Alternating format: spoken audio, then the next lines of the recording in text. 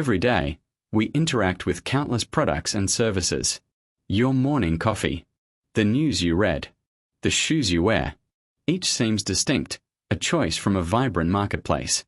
Yet, what if these choices, this apparent diversity, were merely an elaborate illusion? What if beneath the surface, beneath the branding, an unseen hand guides the currents? A hidden architecture connects everything. A silent agreement. A singular ownership, stretching further than most could ever imagine. This is not a conspiracy. It is simply how the world works. But few ever truly see it. Consider your breakfast table, the cereal box, the milk carton, your toothbrush, perhaps. Each a separate purchase, from a separate brand, or so it seems. But what if the companies behind these everyday essentials were not as independent as they appear? What if a single corporate entity, one name you rarely, if ever, encounter, quietly held the reins to multiple products? A vast portfolio. A strategic acquisition. The lines blur. The distinct identities, they remain. But the parentage? That's often a secret kept in plain sight. We are conditioned to recognize brand names. They represent quality, trust, a certain lifestyle. They are the face of the product. But like an actor on a stage, the brand is often just the performer. Behind the scenes, the true producers, the directors, the financiers remain anonymous. These are the parent companies, the conglomerates. Their names rarely emblazoned on packaging, yet their influence is absolute. They decide what gets made, how it's marketed, and often, what other brands it will compete against. Or, perhaps, not compete against at all. Imagine a complex web. Each strand, a familiar brand. Each intersection, a major industry. Fashion, food, finance, media. You use products from many of these industries every single day. And with each use, you inadvertently support a larger, often invisible, structure. These structures are not accidental. They are the result of decades, sometimes centuries, of strategic mergers, acquisitions, and consolidation. A quiet gathering of power. A slow, steady accumulation. Building an empire, not always in plain view, but always expanding its reach. In the realm of consumer goods, the illusion of abundant choice is perhaps strongest. Walk into any supermarket. Aisle after aisle, shelves overflowing with options. Different packaging, different slogans, seemingly different companies vying for your attention. But peel back a layer. Scratch the surface. You'll find that many of these competitors actually reside under the same corporate roof. A few colossal entities, quietly commanding vast swaths of the market. They don't just sell one thing. They sell everything star. Or at least, a significant portion of what we buy. This phenomenon isn't confined to everyday essentials. It extends to the world of luxury. High fashion. Exquisite jewelry. Fine wines and spirits. These are realms often perceived as exclusive, artisanal, distinct. Each brand, a testament to unique craftsmanship and heritage. Yet, even here, the threads converge. Powerful conglomerates have assembled sprawling portfolios of prestigious labels. They acquire history. They acquire prestige. They acquire the very definition of aspiration. The names on the boutiques may differ, but the ultimate owner, the ultimate beneficiary, can often be traced back to a surprising few. Consider a brand synonymous with high fashion. Another, a revered name in watches. A third, a global leader in premium spirits. Individually, they command immense respect. Together, under one umbrella, they represent a staggering concentration of influence over lifestyle and desire. How does this happen? Through careful, calculated moves. Strategic investments. Mergers designed not just for synergy, but for market dominance. It's a game of chess, played with brands and billions. And the players, they prefer to remain in the shadows, orchestrating their vast, luxurious empires with quiet precision. Their reach, truly global. Beyond material possessions, this unseen ownership extends to the very information we consume. News outlets, film studios, streaming platforms, publishing houses. Who tells the stories? Who shapes the narratives? In an increasingly digital world, the sources of our entertainment and education seem endless. Yet, behind the proliferation of apps and channels, a familiar pattern emerges. A few major players, consolidating control. They own the content. They own the distribution. They own the very platforms through which we engage. The voices may sound diverse, but the ultimate publisher, the ultimate gatekeeper, is often the same. And what of our digital lives? Our social media connections? Our search queries? The online services we rely on daily? We entrust vast amounts of personal data to these platforms. Data that becomes increasingly valuable. But to whom? And what happens when the seemingly independent applications and websites we use are, in fact, all part of a larger, interconnected ecosystem? A single corporate entity, perhaps, gathering insights across multiple touchpoints. Our digital footprint, meticulously collected, aggregated, and utilized. The true scale of this data harvest, often deliberately obscured, is staggering. A new kind of quiet ownership.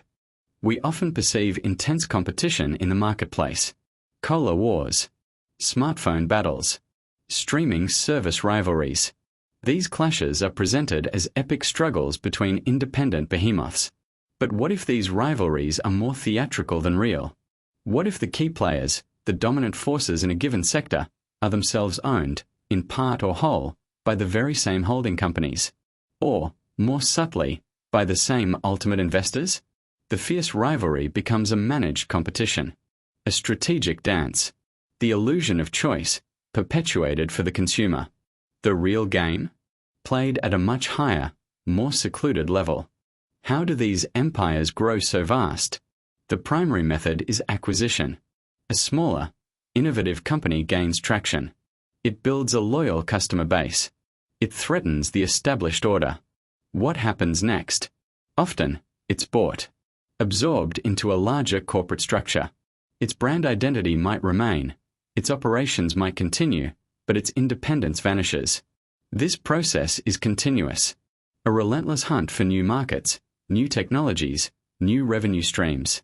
The big fish swallow the smaller fish, and then those bigger fish are swallowed by even larger ones. A food chain of capital. Quietly, relentlessly consolidating power. These acquisitions are not always headline news. Some are small, strategic purchases that fly under the radar. Others are massive, but framed as beneficial for innovation or consumer choice. Rarely are they presented as what they truly are, a further concentration of market power. The growth is often organic, yes, but equally driven by a calculated strategy of integration, bringing disparate elements under a single, cohesive command. Expanding reach, deepening influence, not through overt force, but through careful, quiet maneuvering. A slow, steady march toward broader, deeper ownership. Let's return to the grocery store. Beyond the obvious brands like Nestle or Coca-Cola, consider the sheer variety.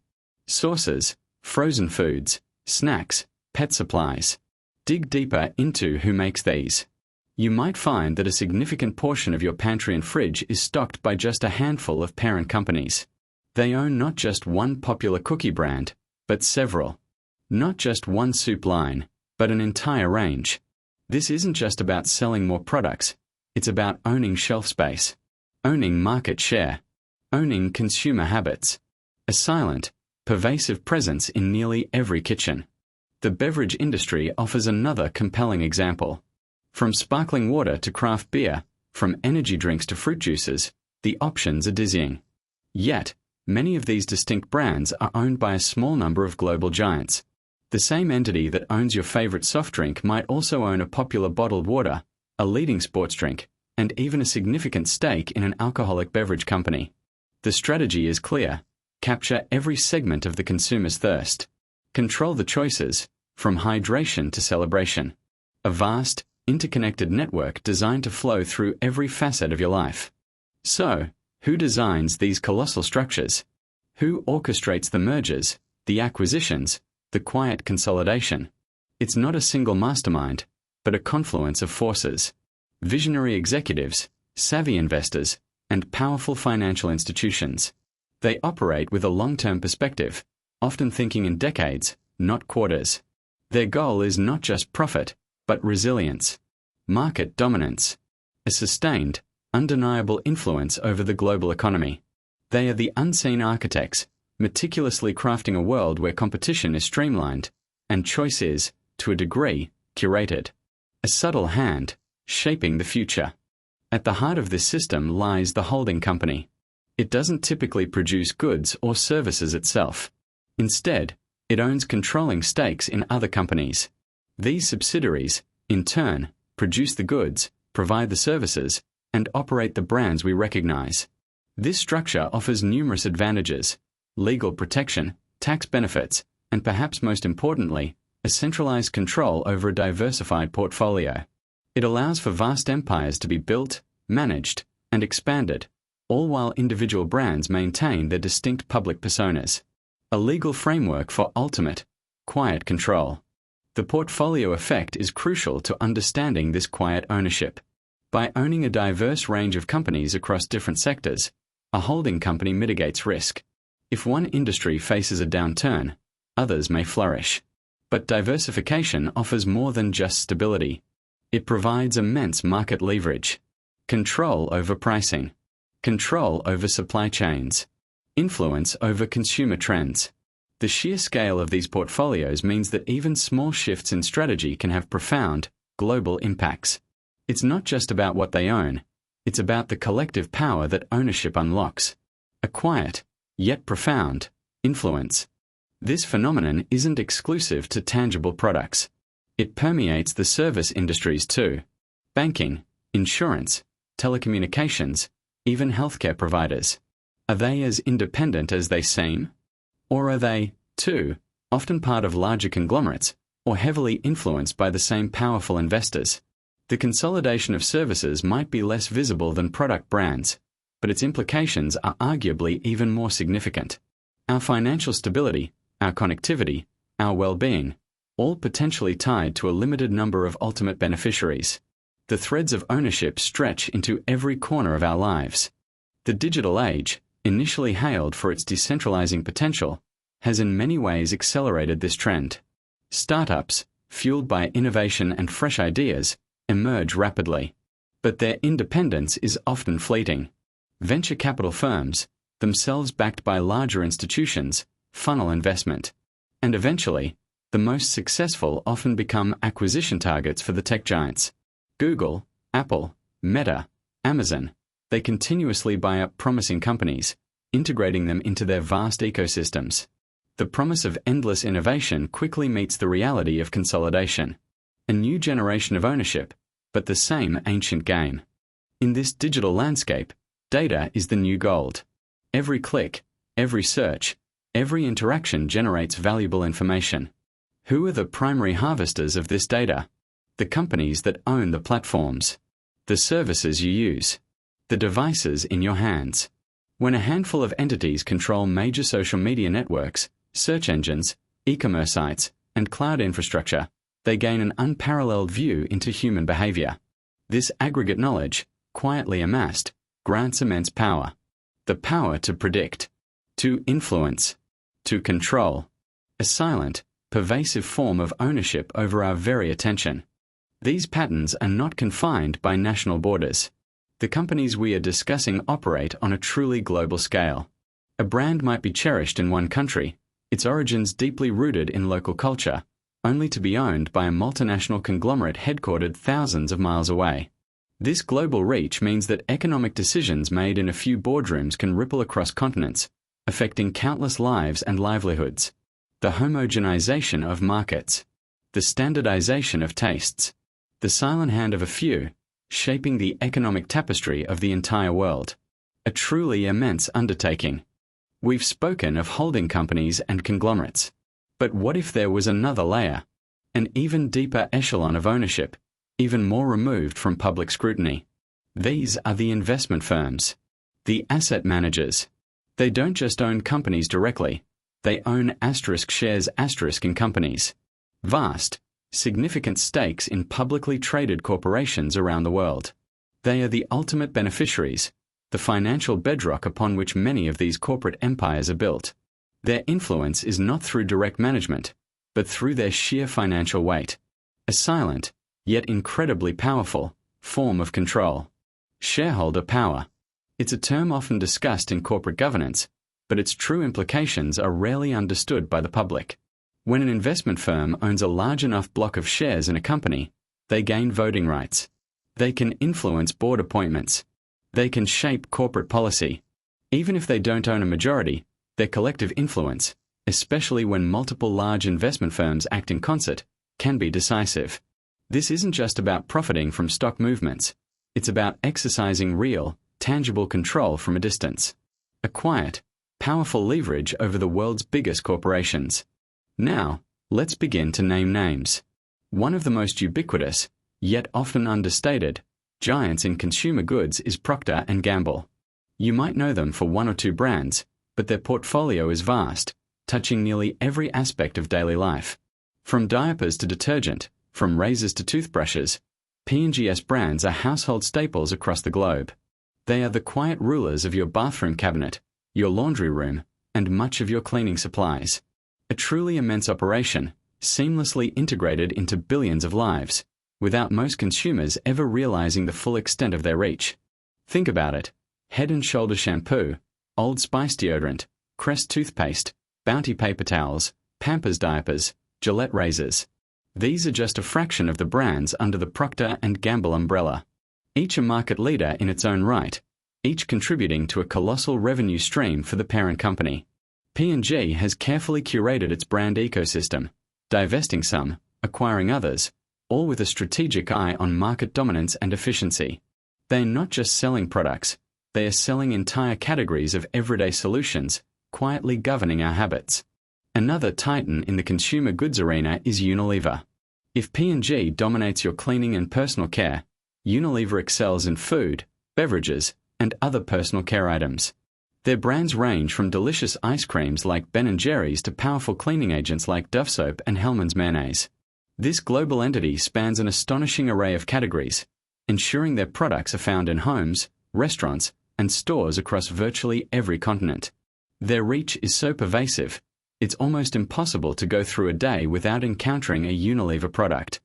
Stepping into the realm of opulence, one name stands unchallenged: LVMH Moet Hennessy Louis Vuitton. This French conglomerate is the ultimate proprietor of luxury. From the iconic fashion houses of Louis Vuitton and Dior to the exquisite jewelry of Tiffany & Company, and the celebrated champagnes of Moet and Chandon, LVMH crafts desires. It is a masterclass in branding, heritage, and aspiration, uniting an astonishing collection of prestigious names under one highly profitable roof. They don't just sell products, they sell dreams, status, and an entire lifestyle. Their strategy is not just market share, but mind share. Sharing the luxury stage, another French powerhouse exerts its stylish grip: Kering. Home to revered brands like Gucci, Saint Laurent, Bottega Veneta, and Balenciaga, Kering has cultivated a portfolio that defines contemporary high fashion. While perhaps less diversified than LVMH, Kering's focus on top-tier fashion and leather goods has allowed it to build a formidable empire based on trend-setting design and exclusive craftsmanship. These conglomerates don't just own brands, they own culture. They dictate trends. They shape desirability. A silent, yet incredibly potent, influence over what we aspire to. In the world of media and entertainment, consolidation has created colossal gatekeepers. Consider the Walt Disney Company. Beyond its iconic characters and theme parks, Disney owns Pixar, Marvel, Lucasfilm, ESPN, and a significant portion of Hulu. Then there's the recently merged Warner Bros. Discovery, which controls HBO, CNN, Warner Bros. Studios, and an array of popular channels.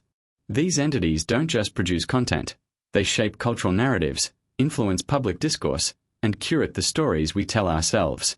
Our escapism, our news, our very understanding of the world, funneled through a few powerful channels. The media giants control the entire pipeline, from creative conception to final delivery. They own the studios where movies are made, the networks where shows air, and the streaming platforms where we consume it all. This vertical integration allows for immense control over messaging and access. Independent voices often struggle to find a platform without aligning with one of these behemoths. The diversity of content may appear endless, But the ultimate proprietors, the ones holding the keys to the kingdom, are astonishingly few. A carefully constructed ecosystem of stories. We've explored the empires of consumer goods, luxury, and media. But what about the companies that quietly own parts of these empires? The truly ultimate investors. These are the asset management firms. They manage trillions of dollars on behalf of institutions, pension funds, and individual investors. Instead of owning one company outright, they often hold significant, often controlling, stakes in hundreds, even thousands, of publicly traded corporations across every conceivable sector. They are the capital behind the capital. The silent partners in nearly every major industry. Among these ultimate investors, one name consistently emerges as a titan: BlackRock. It is the largest asset manager in the world, overseeing an astronomical sum of money. BlackRock holds significant ownership stakes in virtually every major publicly traded company you can think of: Apple, Microsoft, Amazon, Google, Coca-Cola, Pfizer, Disney, JP Morgan Chase. Its influence permeates boardrooms globally. This isn't just about passive investing. It's about a concentrated power that, while often operating silently, can profoundly shape corporate policies and, by extension, the global economy. A truly immense, yet often unseen, presence. Alongside BlackRock stands Vanguard, another colossal force in asset management. While perhaps less overtly vocal, Vanguard's influence is equally profound. Known for its low-cost index funds, Vanguard also holds substantial stakes across the global corporate landscape.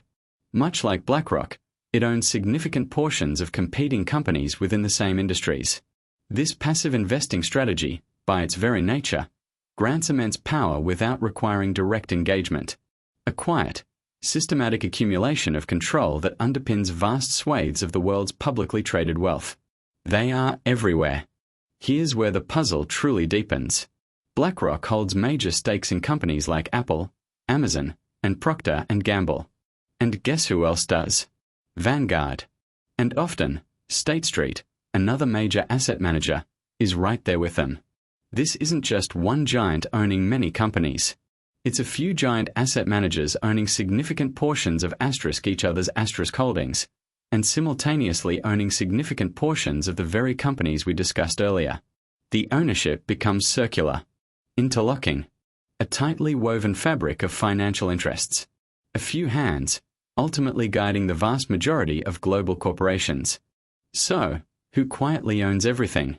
The answer, in its broader sense, is this handful of asset management firms: BlackRock, Vanguard, State Street, and a few others. They are not manufacturing goods or providing services directly. Instead, they are the financial backbone. They are the largest shareholders in the vast majority of publicly traded companies worldwide.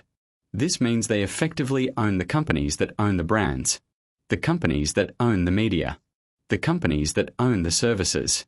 Their influence is immense, pervasive, and largely invisible to the everyday consumer. The true architects, the ultimate beneficiaries. Their names are rarely on the products, but their fingerprints are everywhere. The implications of this concentrated, passive ownership are profound. When the same few entities are major shareholders in competing companies, does genuine competition thrive? What about innovation? What about corporate responsibility? These firms often preach long-term value, but their sheer scale means their decisions, or even their non-decisions, can shape entire industries. They don't just allocate capital, they allocate power. A power that is largely undirected by consumer will, but driven by the collective interests of institutional investors. It's a system of quiet, systemic influence. This concentration of control represents a fundamental shift in economic power. Decisions about our food, our entertainment, our finances, our technology, they are increasingly influenced by a small number of financial institutions. Fewer hands, more leverage. It simplifies the market for these ultimate owners. But what does it mean for the individual consumer? For small businesses? For the very ideals of free markets and open competition? The questions linger as this quiet empire continues its expansion, largely unnoticed by those whose lives it shapes. Is this structure inherently good or bad? The answer is complex. Proponents argue it fosters stability, efficiency, and responsible corporate governance through long-term investing. Critics raise concerns about monopolistic tendencies, reduced innovation, and a lack of accountability to the broader public. Regardless of perspective, understanding this underlying reality is crucial. We cannot make informed decisions as consumers, citizens, or investors if we are unaware of the true ownership landscape. The quiet owners continue their work, and the questions they raise continue to resonate. The future of global ownership is still being written. Mergers and acquisitions continue daily. The asset managers adapt their strategies. New technologies emerge, only to be integrated or acquired. The landscape is not static, but dynamic, constantly evolving. What will be the next frontier of consolidation? Which new industries will fall under the quiet control of these financial giants? The narrative continues, silently unfolding, affecting us all. Its pages turn, largely without public input, charting a course for the economic future that few fully grasp. We started with the brands we see, the choices we make. We end with the companies we don't. The quiet architects. The ultimate investors. Their names may not grace your product packaging or appear in every new cycle, but their presence is undeniable. They are the invisible threads, woven into the fabric of nearly everything we consume, everything we interact with. A persistent mystery, a quiet empire, shaping the world from the shadows. The next time you pick up a product or open an app, remember the silent owners. They are watching. They are invested. And their influence grows, ever so quietly.